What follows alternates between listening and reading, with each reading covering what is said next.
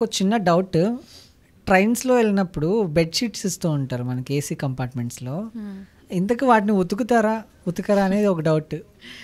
యాక్చువల్‌గా మీలాంటి డౌట్ ఇంకో పర్సన్ కూడా వచ్చింది తెలుసా ఈ మధ్య రీసెంట్‌గా. ఓకే. సో, ఆ పర్సన్ ఏం చేసిండంటే ఇట్లా క్యూరియస్ అయిపోయి బెడ్‌షీట్స్ అంతా ఏంది అసలు అందరూ ఇదే వాడుతున్నారు. ఉతుకుతారా? ఉతకరా? అని ఒక డౌట్ వచ్చిందనమాట.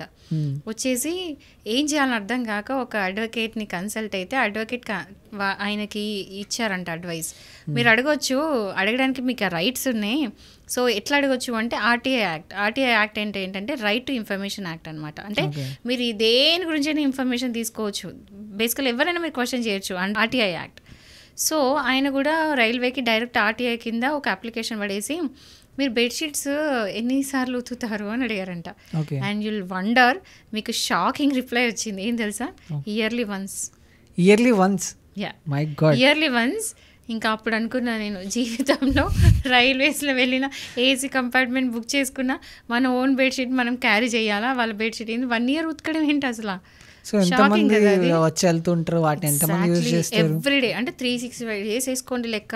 365 days అంటే రోజు ఒకరు, లైక్ 365 people, 365 మంది ఆ బెడ్షీట్ని యూజ్ చేసిన తర్వాత ఉతుకుతారంట.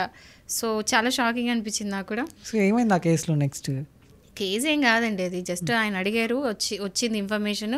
బట్ ఏంటంటే నిజం చెప్పారు, అది గ్రేట్, అది అప్రిషియేట్ చేయొచ్చు యాక్చువల్గా. ఓకే.